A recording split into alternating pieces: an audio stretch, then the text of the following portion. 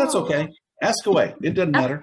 I'm okay. sure I can answer any question. Yeah, because you've told me everything, and it's going to be the same thing that you've talked with me about, and I love hearing it. So yeah, we'll just ask away, and we'll just share. Okay. Okay. The first few questions very easy. I mean, they all are. What is your full name? It's Olbert Harrell Height Jr. And Olbert spelled Olbert. Harrell is my middle name, Harrell, Height, Hiett, Jr. My dad was senior, of course. Yes, yes. And we will get his story later. I'm excited for both of your stories. Where and when were you born? I was born in San Antonio, Texas on June 4, 1949. How old are you now? I'm 72. Hmm. What was your full rank? What war did you serve in, and what part of the armed services were you in? I served in Vietnam, and I was in the Army, and the highest rank I achieved was Specialist 4. Okay. I think that's neat. You mentioned that you went into the service right after high school. Did you enlist or were you drafted? I enlisted. What was your role in the unit that you were in? My MOS was a 32A 10 fixed station receiver operator. We had a comm center with microwave equipment and fixed station receiver equipment, and my job was to operate and maintain that fixed station receiver equipment. I like that. I think that's just such a cool job for that point in time. People just being able to grow in the technology field, and I mean every part of the wars. I think that's just really cool how it just evolves. I think that was a cool part of the history.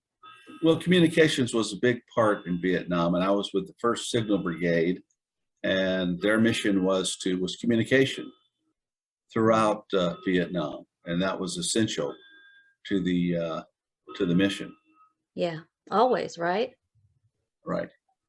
Where did you go for basic training? Fort Benning, Georgia.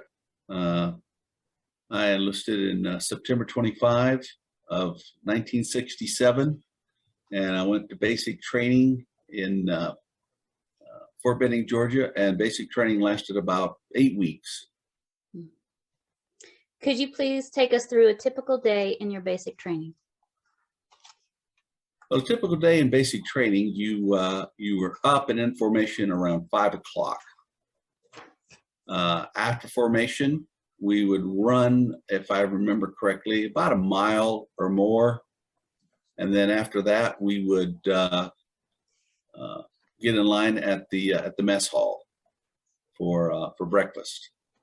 And just to tell you, when you were in basic training, everywhere you went, you never walked. You were always supposed to run wherever you went. If it was one barracks to the other, you ran. If you went to chow, you ran. You were never to be caught walking. You were always to run everywhere you went. And that, And why is that? I think it just helped get us in shape. But the DIs insisted that wherever we went, we had to run. So, and Yeah. after breakfast, we did a lot of, depending on what was called for that day, either PT, physical training, drill instruction, classroom for instructions on, the Army rules and regulations and all that sort of thing. I mean, there was a lot of that, or combat training. I mean, there were just a lot of different facets and things. The day was pretty full. Yeah. You were done usually by around 5 o'clock, I think. And if I remember correctly, you were in bed by, I think, 7 or 8 o'clock because you had to get up at 5 every morning. I mean, it's a full day. Even you're busy the whole time. Yeah, you were worn out. Usually at the end of the day, you were just really tired and you wanted to go to bed early. And you got up at 5 o'clock. And I remember getting up one morning, when we didn't have any specific thing to do. If you got up at 7 o'clock, it seemed like, boy, you really slept late in. You got up at 7 o'clock because you were used to getting up at 5 every morning. Did you guys ever get in trouble for if you were late? No, no. Usually you would get in trouble for things like if you were in line and you're supposed to be at attention, if you fiddled around with your jacket or something like that, or we were in line once to fire our weapons, and there was a post near a guy and he leaned on it. And the drill instructor got all over him for leaning on the post. I mean, just little things that would get you in trouble. If the food truck came around and you bought food and you weren't supposed to do that, you got in a lot of trouble, because all you were supposed to eat was the mess hall meals, the 3 meals that you got a day. Yeah. Just very, very much so disciplined and structured, and making sure that you are doing exactly what it is you're supposed to be doing. Well, their job was to totally tear you down and build you back up to where you felt like you were Superman, that you could do anything. And that was their plan. That's what they wanted to do. And they wanted to mold you together as a unit. So they really liked it when groups stuck together and did things for the group rather than themselves. And that was their mission. That's what they were supposed to do. And they did it well, from what you said. They did. They did a very good job. The DIs, the drill instructors, were very well trained, and they did a good job with us. Now, you mentioned that the military kept track of those who enlisted and those who were drafted, and that the drill sergeants could tell by looking at your forms and service number. Please share with us how they could tell the difference and how that was significant with the way your drill sergeants had you line up. Well, if you enlisted, you had an RA, which stood for regular Army, in front of your number, your serial number. If you were drafted, you had a US in front of your number.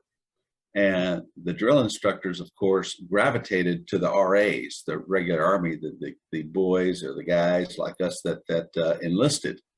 And a lot of times what they would do in the chow lines, they would say all RAs in the front of the line, all USs to the back of the line. Sometimes they would make the USs crawl to chow.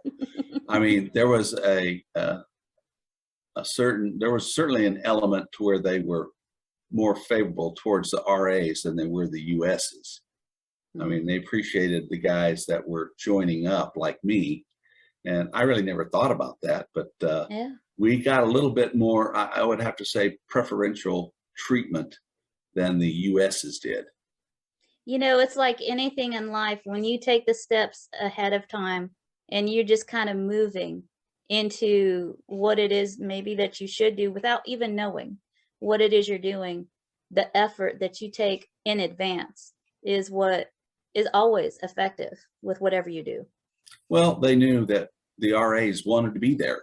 I mean, we joined the Army, and the USs were drafted, and they really didn't want to be there. So that's the way they treated us. Yeah. You had mentioned that you liked your drill sergeants. Please tell us more about why you liked them, as well as about the ugliest man contest they had for you all and what happened. Well, the first DI that I had, he was really good. When you got to the barracks that you were going to be in, the drill sergeant had his own little office or room on the ground floor, and he would meet with everybody in the company. And as you came in, he would ask you questions, something about maybe where you were from and your life and what you did. And when I first came in, the drill sergeant saw that I played sports, and he asked me if I wanted to be a squad leader. And I told him, no, I didn't want to be a squad leader. I said I was a follower, not a leader. And he said, okay, you're a squad leader. So he made me a squad leader, and I was the only one in the company. There were 4 squad leaders that stayed squad leader for the entire time. The others were usually busted for whatever reason and were replaced. But I enjoyed doing that. I thought it was great. I enjoyed the DIs. I enjoyed their sense of humor.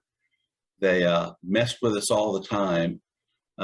One time I was at attention in formation, and I saw that I had a button unbuttoned, and I buttoned it real quick. Well, the drill sergeant saw me, and he said, "Get down height and give me a million push-ups." So I got down in prone position and I went 100,000, 200,000, 300,000, up to a million, and stood up, and he just said, "Outstanding." He saw that I was creative, and he liked that. That's awesome. So they were funny. They messed with us all the time.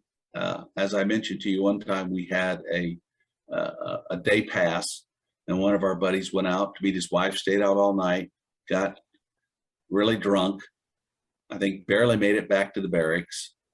Couldn't get up in the morning for formation, so we dressed him and laid him at attention in formation. And all the drill sergeant did is walk by, looked at everybody, and he looked down and saw this guy dressed out in at attention, laying down, and all he said was, "Outstanding." Outstanding. Because we took care of our own, and we carried him back in. Eventually he got up, but that's just the way they were. They saw that we were taking care of our own. And You then know, the other thing what was the other thing that you mentioned that I was going to talk about? well, Oh, the ugly contest. yes. Yeah.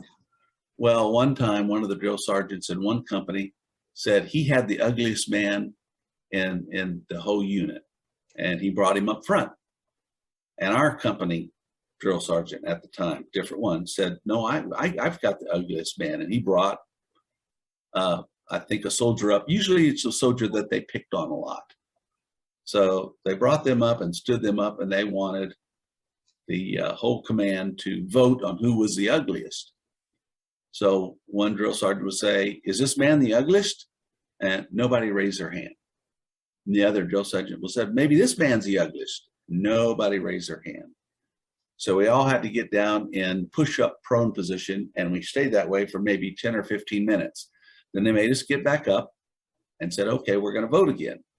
Well, they did the same thing, asking which one was the ugliest, and no one would raise their hand. They got us down in prone position. We stayed there for like 10 minutes. We got up, and then they dismissed us. I love that. They just liked it that we were all coming together, and there's no way that we were going to vote against one of our own. Isn't that wonderful? I love that part of your story. I mean, I love a lot of the elements of your story, but those leaders are phenomenal. And by the way, when you showed me the basic training yearbook and that officer that you talked about that said outstanding, his last name was Goat. Yeah, And Sergeant Goat. Yeah, and did you know, the younger generation now, do you know what the acronym for GOAT is? Because they have an acronym greatest for of it. all time. Yes. And look at his last name. He Yeah. was a goat, you Yeah, know?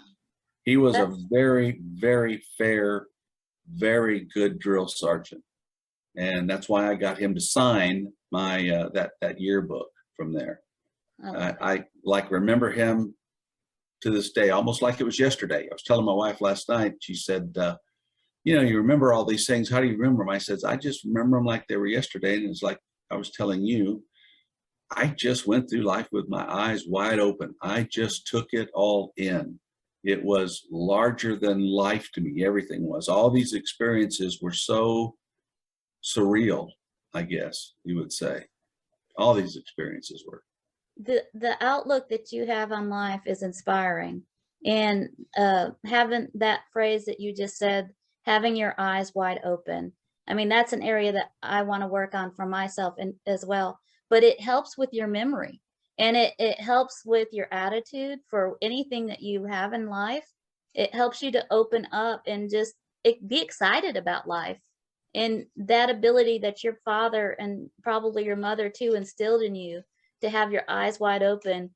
I mean, that's was a foundation for you, and that helps you. I think that's what helped you to remember as much as you've remembered.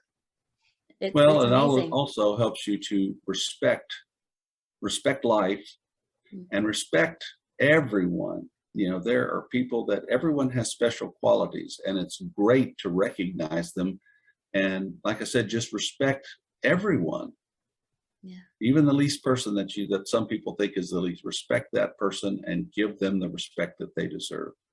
That's a wonderful, wonderful thing to be able to pass down. to others. Were there any other funny incidents during basic training that you would like to share with us? Well, there were so many. To me, like I said, some guys' basic training was just pure hell.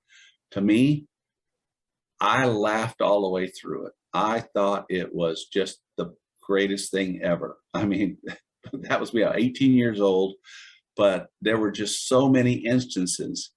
Like when we got off the bus and the DIs, you know, we're in our civilian clothes and they're yelling at us and telling us that, you know, our mothers aren't with us anymore, that we belong to them, and they're going to shape us up and mold us, and we weren't living at home anymore. So the first thing they do is they take you into the barber and they shave off everyone's head.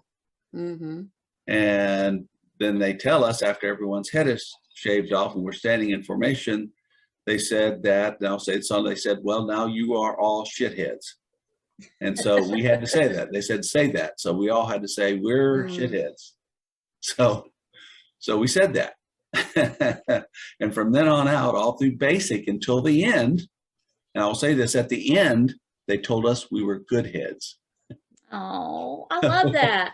They told us we were good heads, but all through basic, you're shitheads.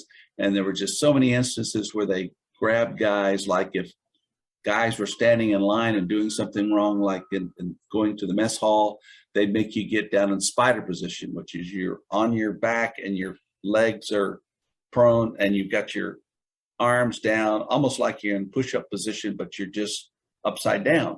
Mm-hmm. And they made a guy do that. And another drill sergeant came up and said, what's going on here? And the guy said, well, he's a spider. And the other drill sergeant said, well, I hate spiders, make him go away. So he made him go away. And then they would just laugh. Or we were in physical training one day doing some PT and some combat training, and a plane flew over. And the DI said, everybody look up at the plane. So we all looked up, and then he said, say hello, plane, airplane. So we all said, hello, airplane. Say, we're shitheads. So we had to say, we're shitheads. And then we had to say, how are you? And then they would just laugh. They would just laugh because they would just make us do stuff. And one time we were firing our weapons, and as I mentioned, the guy leaned on a post, and the drill sergeant caught him leaning on the post where everybody else is at attention. And he ran up to him and said, what's going on here? What's going on here? And the guy said, well, I was just resting on the post, Sergeant. And he says, no, you love that post, don't you? And he said, no, drill sergeant. He said, yes, you do. You love that post. So for an hour, he had to yell, I love you, post. He had to wrap his arms around the post. And for an hour, he had to yell, I love you, post. Oh, man. I guess he didn't do that again. Yeah. And then we were doing PT training one day, and a guy, we were learning to throw our fist back if a guy was behind us to hit him in the groin, to hurt him.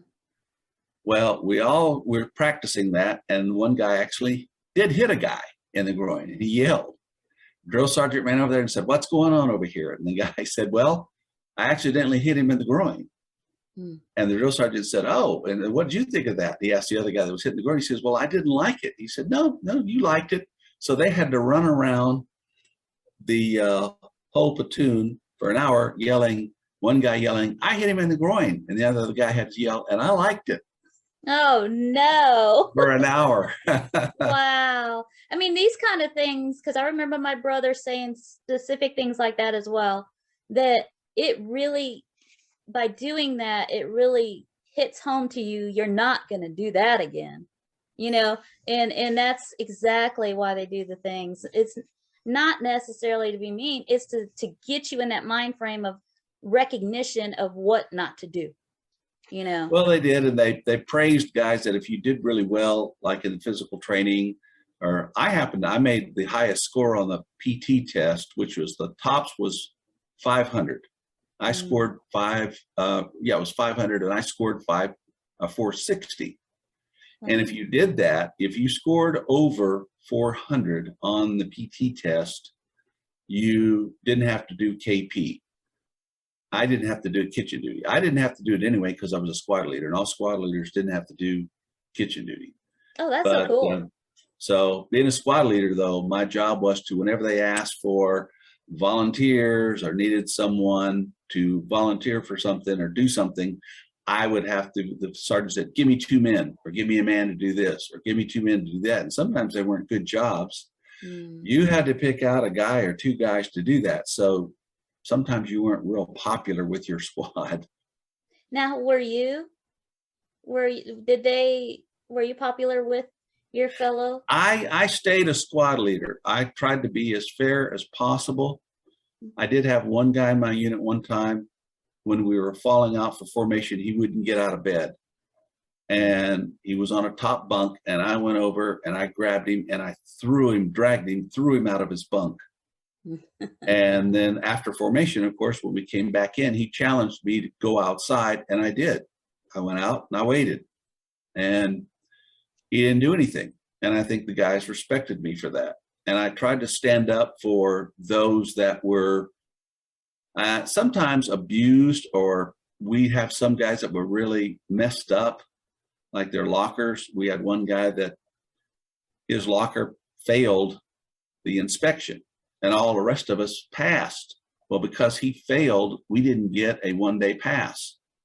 And so some guys, that was a real big thing, that 1-day pass, to go see their wives or their family, and we didn't get to do it. So after formation, that next morning, when he came in, they surrounded him, and like I thought they were going to maybe kill him. So me and 2 or 3 of the other squad leaders had to intercede and protect him from getting beat up even more. And sometimes some guys that maybe messed up would be laying in bed, another 3 or 4 other guys would come around, and we would kind of go up and protect them. So I think they respected that, and that we were just trying to do our jobs and protect everyone, even if they messed up. Yeah. And that's the right thing to do. It is. Did you qualify for any weapons during your basic training? We did have to have weapons for where we were, as a matter of fact, because we were a self-sufficient unit. And if you read what our mission is, it says when we are not in the business of the electronics or doing our job, we're infantry. We would have to join the infantry or assist the infantry. So yes, I did qualify with the M14 and the M16. I qualified for both of those. The M14 was what they used to call a bullet launcher, because you could pick off something from 300 to 400 yards with that rifle. The M16 was different. That was short range, and they developed that because when the bullet came out, it spins, and it was put together for jungle warfare, to cut through the jungle. And also, if one of those bullets hits you, it could spin around and hit you on the inside, hit you in the arm, but spin around and get you in the side. So it was just a differently designed weapon, whereas we first had M14s when I got to Vietnam, but then we were issued M16s. So I qualified for both of those. And when I was in Vietnam, I was in charge of the M60 machine guns. We had 4 for 4 of our bunkers, and I was in charge of cleaning them and maintaining them and taking care of them. And we had certain guys issued one for each of the bunkers, and I had one myself. And I remember all the pictures that you showed me, and we talked about the rifles, and I remember you telling me the difference between them, which is fascinating, the way that the bullets would travel in a different way. And I like that, because I never would have thought about that before.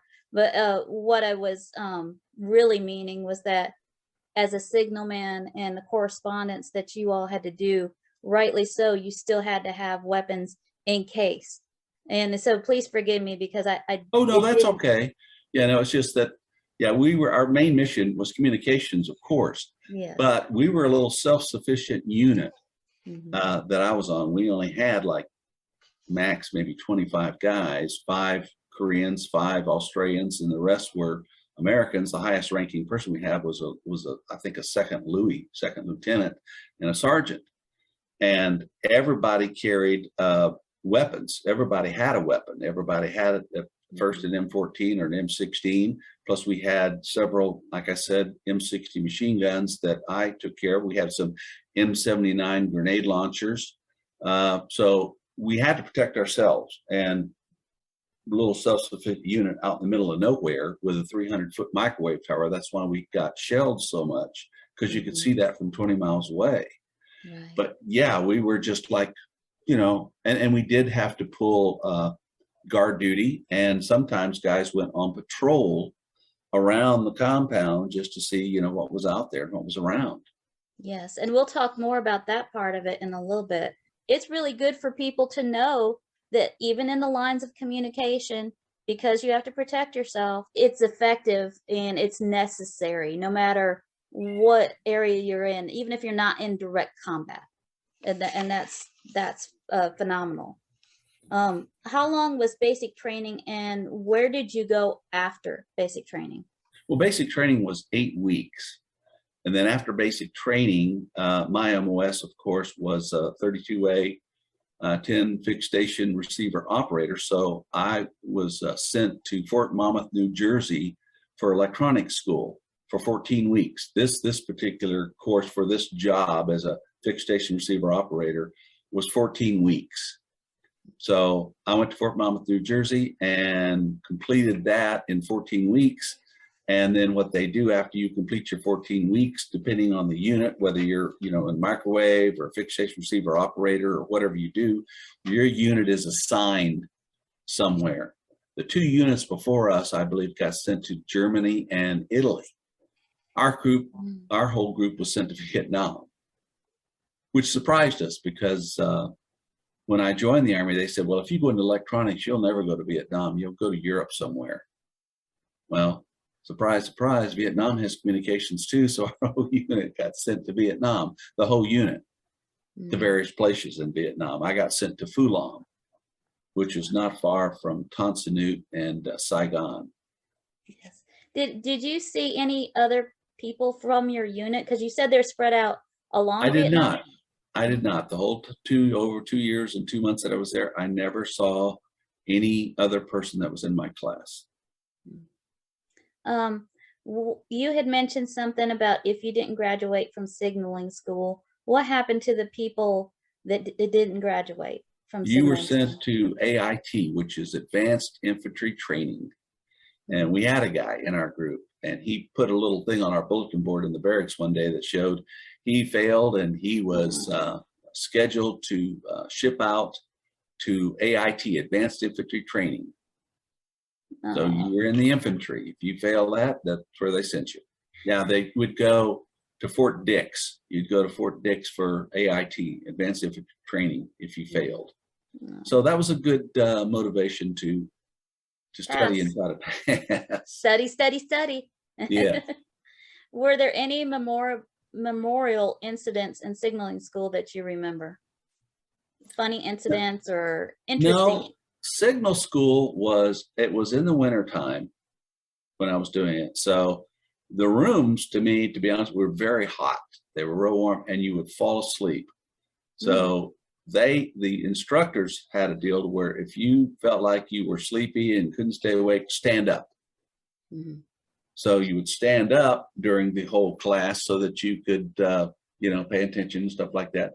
They just did, if you fell asleep, they would maybe give you an article. I think it was a 13 or 14 or 15, I can't remember which would, you know, give you, deduct some of your pay or your rank or whatever. But it was a serious thing. They wanted you to stay awake for the classes. And I just remember them being, like I said, for 14 weeks, it was 14 weeks fast and furious. They threw a lot of things at you to learn, and there were always tests that you had to pass. And it just kind of went by pretty fast. Yeah, just a lot to remember. And that's awesome that you guys were able to remember a lot of that. Plus, I think once you got into doing the work, it's just like anything. Once you get the training, and some of that stuff just kind of seems to be so fast, but then once you get into doing it, you're like, oh yes, I remember learning this and that, you know, and then it comes together. Oh yeah, I mean, it's just like anything else. I mean, that's what you're trained for, and that's your specific job and what you're supposed to do. So you retain a good bit of it. Yes. How long did signaling school last? Well, like I said, 14 weeks. It was 14 weeks. So all in all, from basic training to signal school, 8 weeks basic training, signal school 14 weeks, in about 5.5 months, I was in Vietnam.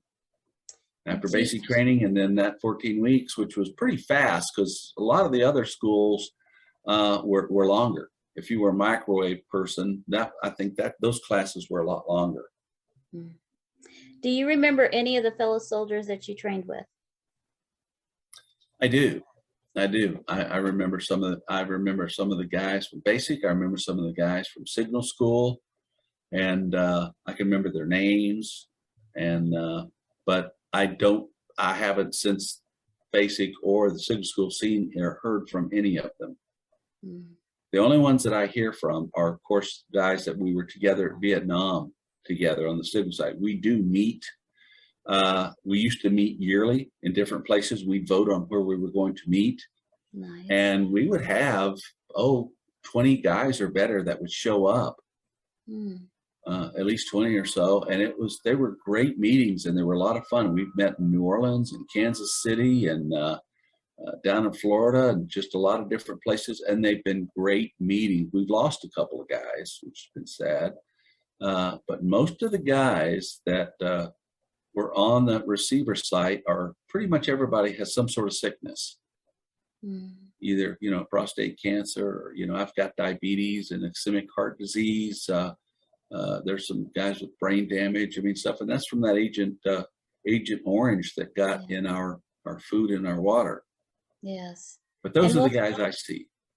we'll talk a little bit more about that, and my heart goes out to you guys for that part of it. I'm so sorry that that is a part of the war. We just didn't know. I know we needed that Agent Orange to kill the elephant grass that was around the site. Yes. During the rainy season, it would grow really high.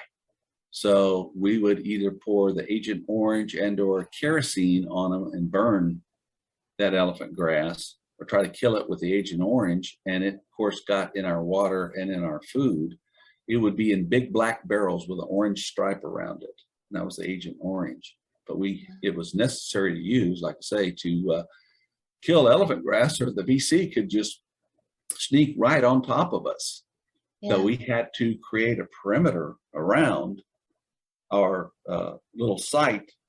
The site itself had 3 rows of concertina wire, and we had 4 bunkers on each side, and of course sandbags all the way around, and a couple towers and stuff like that. But we had to do the best we could to fortify it, and to, like I said, create a perimeter where we could at least see out maybe 100 yards or something like that. Once you finished signaling school, where did they send you, and what were your orders?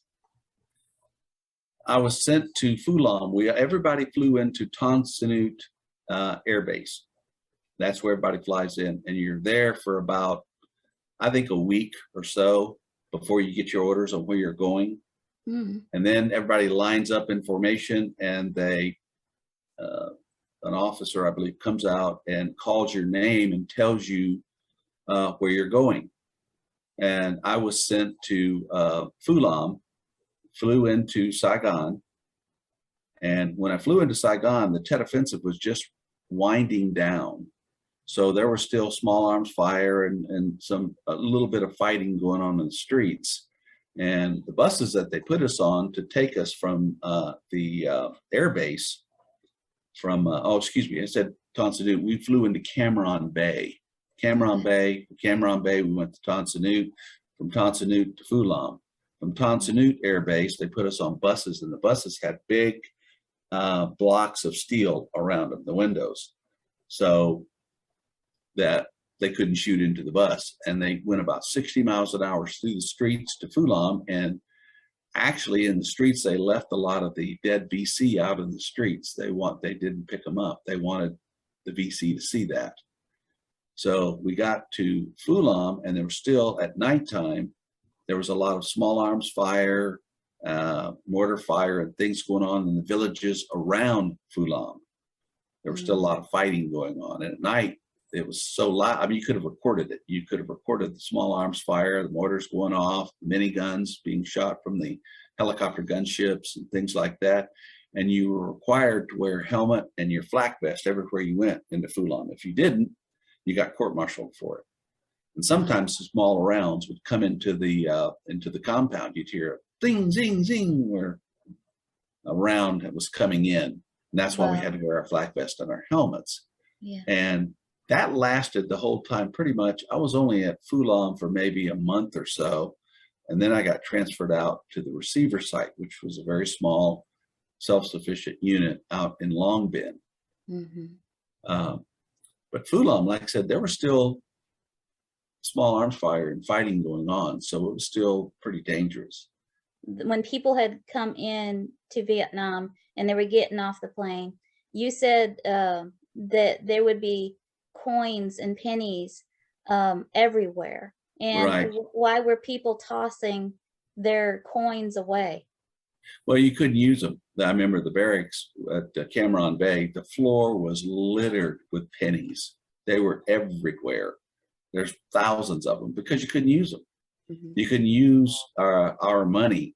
The service, they gave us paper money. I showed you some copies or some 10 cents, 25 cents, $1, $5. They printed their own money, their own service money for us to use when we went to the PX, the post exchange.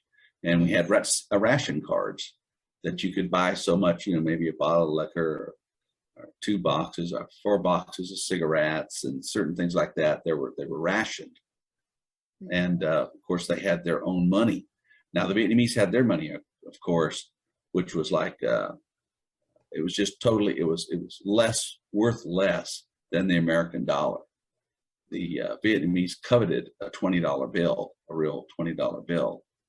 And, but they never really cared for our, in-service money that we had. Yes. I so wish that we could see, the money again. That would be so cool for the people to be able to see that and to see the pictures, because you captured so many memories with your pictures. It's phenomenal. There it is. Well, this is the money right here. I don't know if you'll be able to see it, but there's a submarine on the 10 cents, and on the 25 cents, I'm not sure who that is. Hold it up a little bit more. Oh. Oh, that's so cool. Oh, wait, there's that. Now on the back of the 10 cents is the astronaut. Oh my gosh, I love that. And it says military payment certificate, 25 cents. That's amazing. Military payment certificate is written on there, and that's what these little things were. That was the change. And I guess because it was too much and I spent it, the dollar ones or the $5 ones or whatever. But that just showed they printed their own money, and that's what we used within the military. We didn't use the Vietnamese money, we used this money, and so there was no need for any coins or American money. Isn't that, I just think that's amazing, and it allows us to be able to see bigger than what we're used to, and just to be able to experience the different ways that people make exchanges and currency and stuff. It's still amazing to think that they didn't have coins, but that's pretty cool. Yeah, it just made it a lot simpler. Actually, everything was paper. Everything was. And as I mentioned to you, we had to, take those malaria pills every day when we got there. Yeah. They made you sick at first. They were a big pill, but you got used to it. Yes. Show us, if you would, show us your handbooks, and then also your yearbook from basic training. Basic training? Okay. Yeah. What would you like to see first? How about the basic training, because that's what we ended on. And if you happen to, I don't know, if you want to, you can show us that instructor, the GOAT instructor. Yeah. Sergeant Goat. Right here. Okay, this is the basic training book. Nice. And then you could show us your picture if you want, and then Sergeant Goat. Okay. Yeah, there we are.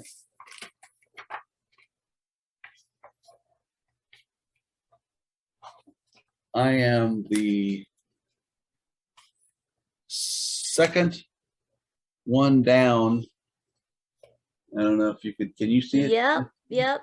He is the one on the bottom here, and it's the last picture on the left. So of the 6 pictures on the left, he is the bottom in the right-hand corner. Yep, that is you.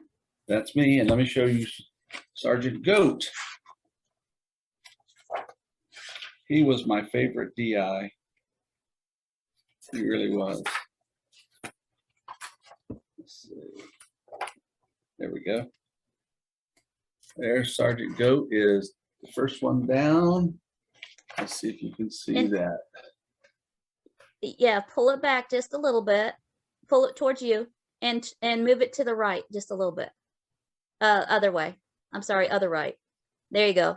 Yep. Do you see Sergeant Goat? He's right there. He's the first picture of the 3, and that is Sergeant Goat. And hold it, move it up just a tiny bit. Up, like up towards, yeah.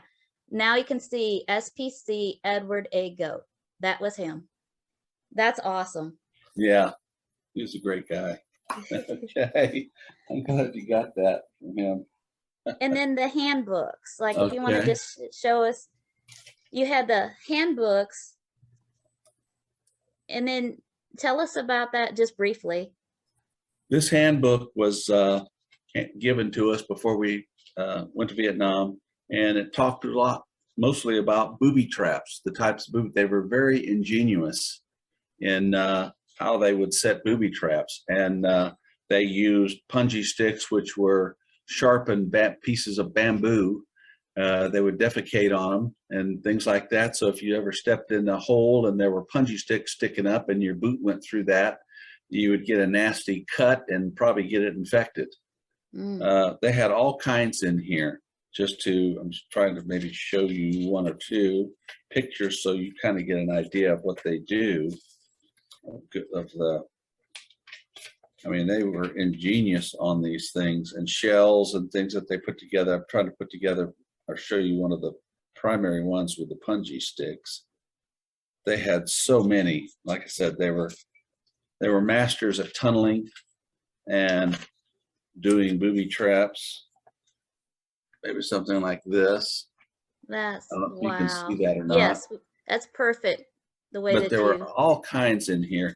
Plus, they also had pictures of our aircraft and different kinds of the different types of helicopters, warplanes, and things that were there. Surveillance aircraft. My dad would go on one of these. He went around trying to find out where the VC were in the jungles and stuff like that. That's pretty much, you had to have they flew very low, and they would try to pick out these spots and see where they were, if they were on trails, and pinpoint them and stuff like that. It was a dangerous job. Yeah. But that's what this handbook did. Just told you a lot of things about their culture and showed our planes, booby traps, and just a lot of information on Vietnam. In the Vietnamese book, like I think you had 2 of them that told you a little bit more about the Vietnamese. Well, there's this book here, which is the Vietnamese phrase book. That was helpful. It's full of phrases. I mean, this whole thing is full of phrases and things like that. And then there was a book like this called Southeast Asia, which talked about their cultures and things like that. But here was a real popular book we all got. It's a pocket guide to Vietnam. Yes. And it was full of information, and even showed ranks, different ranks from the different services that they had, right? What's that? The ranks on the back were American ranks or Vietnamese ranks? American ranks. Yes. Oh, excuse me. Here's the Army uniforms of Vietnam. You're right. So those were the Air Force. That was the Army of Vietnam, and this is the Air Force uniforms of Vietnam. Oh, wow. So you could see the rank of a certain person from the Vietnamese Army if they were wearing it. You could recognize them. That information. And again, this is just a Vietnam phrase book.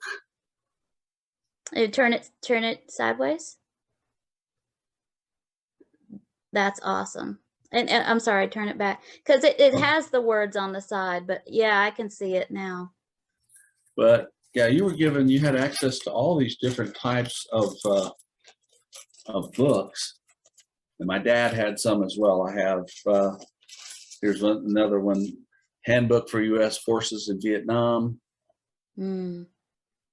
And again, it shows booby traps and a lot of the same information, you know, that I showed you before. But those are things that we had access to. I don't know how many guys kept these. I'm sure a lot of this stuff was just thrown away. And I admired the code of conduct book that you had. Well, it was the code of conduct. I guess it was paper. The list of things that you should do in case you meet civilians, but also if you were captured. You know, but do you have those there? I do.